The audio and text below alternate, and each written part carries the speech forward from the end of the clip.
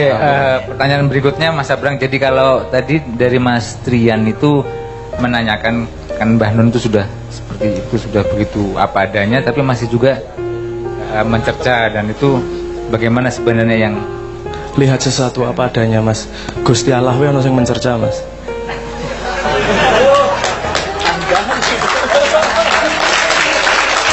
Nggih, nggih.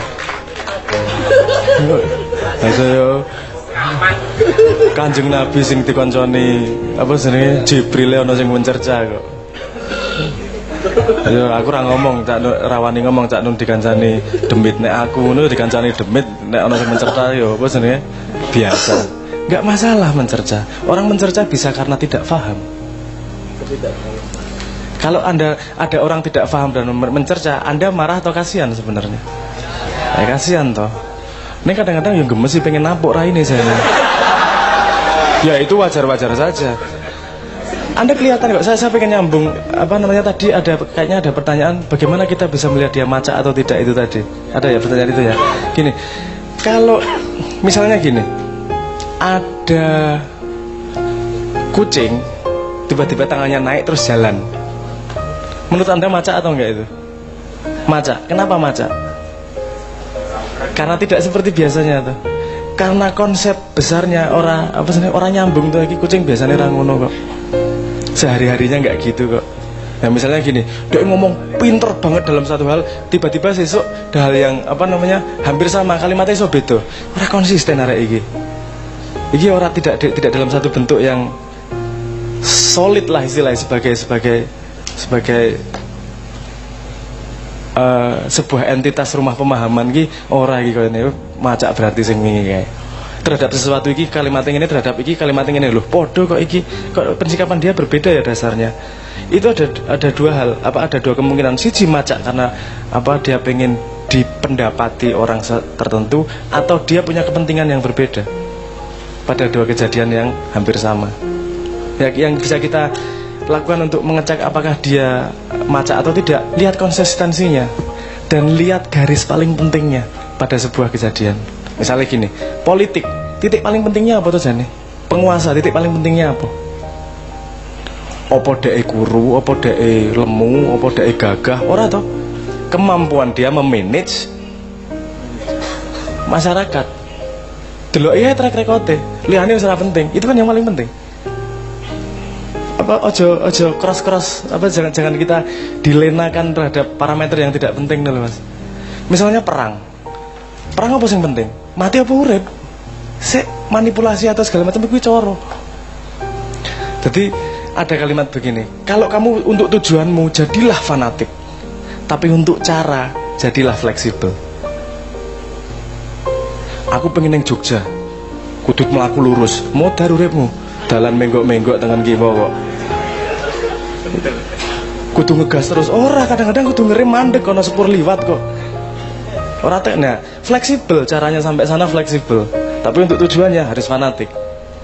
Nah kita kan fleksibel kesana kemari kan bisa kelihatan konsistensinya. Dia sebenarnya menghargai apa sih? Menghargai kejujuran atau menghargai kepentingan atau menghargai apa? Ketok Mas. Kalau kita apa namanya mengikuti dia, delok moco terus. Konangan potretnya dia seperti apa? Aku juga iso ngajari dengan parameter begini karena aku yo lagi-lagi rasa. Yang nangkap rasa niki tenanan pora toh. Tapi jangan teracuni oleh konsep. Misalnya gini, Dewe baru saja dengar bahwa si Aki ngapusi gini-gini, terus kita lihat kayak ngapusi kayak soalnya, kan kita terpengaruh itu.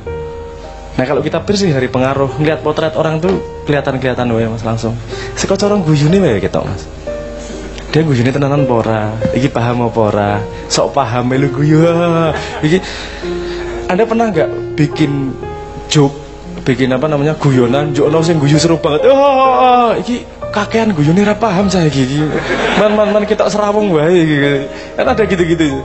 Nah, itu apa namanya mengumpulkan dari hal-hal kecil tersebut sehingga menjadi sebuah potret yang lengkap. Menurut saya seperti itu, Mas. Ya, yang terakhir Mas Abrang, tadi ada pertanyaan dari Mas Zulhi tadi.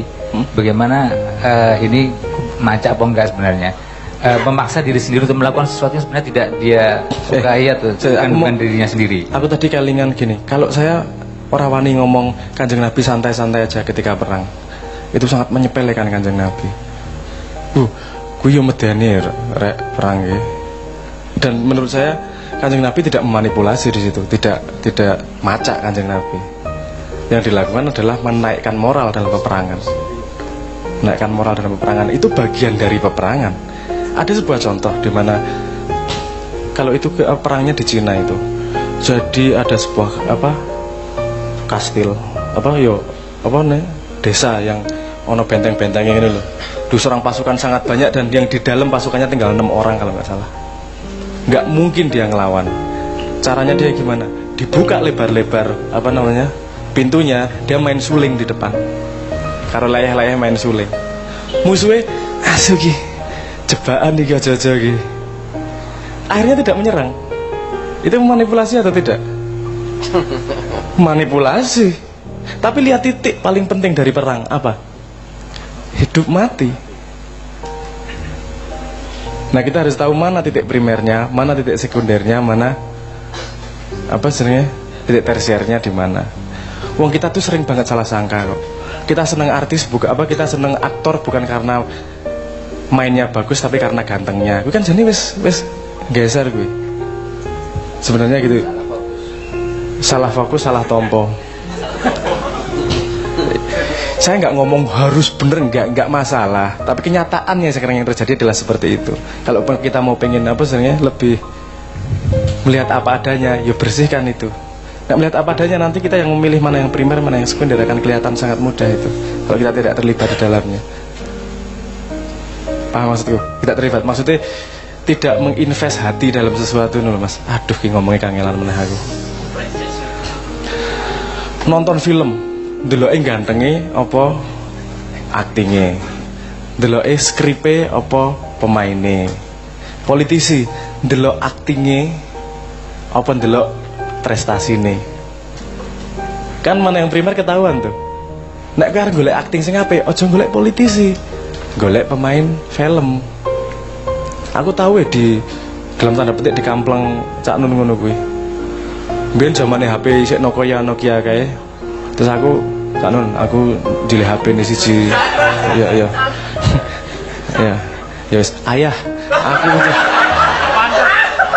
ketok to macak iki langsung ketok to aku ngomong ngono wae. Langsung ketok. Apa? Jilih HP ini sing apik ngono. Kon ono kan perkututnya Cak Nun memang HP. Kayak jago ngehack kayak urusan HP kan. Terus ki disilih ngono ki. Terus tangguh beberapa hari seminggu terus ora wis tak balekke. Ngopo e? Suarane elek. Aku ngono. Lho nek arep golek suarane apik, aja golek HP, golek tape kompo jadi. Asem yo bener iki aku ora iso mbantah iki. Aku pengen kekampleng rasane iki. Iya, iki alat komunikasi bukan sound system ini kok parameterku sound elek gitu. Lah iki pelajaran kecil seperti itu ngampleng aku tenanan. Aku tidak bisa melihat mana yang primer, mana yang sekunder, walaupun guguyonan dan paham juga bahwa itu mengganggu gangguan. Tapi kan itu informasi penting tuh. Kemampuan kita melihat mana yang primer, mana yang sekunder akan sangat menentukan pendapat kita dan langkah kita ke depan. Orang gampang gue dibujuki karo wong macak kalau kamu melihat mana primer, mana sekunder. Nah, aku pengen nyauti mas, sing tentang Islam karo Islam itu tadi loh. Itu bagian dari naluri manusia mas. Anda kalau sepak bola lebih dukung Inggris apa Belanda mas? Selain Indonesia, Piala Dunia lah mas. Kan Ratu Melu Indonesia. Pas zaman ini dijajah Belanda men tahu melu pisan kena salah. Tapi sekarang kan udah nggak ikut lagi. Belum. Nek kowe nonton bal-balan luweh krasa dendame nek nglawan Malaysia apa nglawan Filipina misalnya. Malaysia tapi rasane karo atine iki wah iki harga diri asu kan gitu kan. Aku ya ngono soalnya mas. Kita melihat itu di mana-mana mas. Belgia itu ributnya karo Belanda. Jadi wong sing seduluran cedak itu nek ngising mambu istilahnya kena lho Jawa iki. Jadi semakin malah justru saudara dekat itu semakin sering ribut malahan. Kenapa? Karena dia harus Dia apa adanya. Elek apik wis tokke wae sing ngono kuwi. Nek karo sing rada ada jaga image. Maksudnya ada jarak sehingga kamu sopan santunnya masih kejaga, backgroundnya masih kejaga. Loh di kita ini lebih memilih ya absurd kok dhewe iki dijajah Belanda nek apa jenenge? Nek Piala Dunia dukung Belanda. Ya aku ora ngerti kebanyakan orang ya, ning aku ngerti banget Patup kuwi kan senengane bal-balan. Patup meneh iki metu berapa kali gitu lagi. Itu kalau Piala Dunia dia dukung Belanda. Dan suatu hari tahun kapan ya gue ya. Pokoknya ono Piala Dunia Belanda kalah ki dhek tiba-tiba mlebu kamar aku ndeloki nangis. Aku lagi ya Allah ya Robi, opo hubungane karo kowe iki opo lho ndok iki. Meso-meso dhek wah kalah ya. Ono berbes milih nangis iki lho aku kayak ya Allah itu aib dia sepanjang hidup itu. Tak buka nang kene aku ya Allah aku ngakake ra karuan niku. Aku ngakake. Aku tidak apa sebenarnya nek bal-balan tidak mendukung siapapun karena punya kesempatan ngece siapapun kemudian dan tidak ada balasan. Aku ora belani sapa-sapa kok. Bal. Enggak pernah taruhan. Enggak pernah. Yo tak apa sebenarnya taruhan pernah ya ora gitu. Ora gitu taruhan piye wong aku ora belani sapa-sapa. Aku cuman kalau ada orang taruhan saya nemenin. Cuma nanti ikut bantuin siapa yang kalah, ikut bantuin ngece ngono wae. Itu posisi paling nikmat itu iso ngece, ra iso diece. Kuwi wae enak tenan kuwi.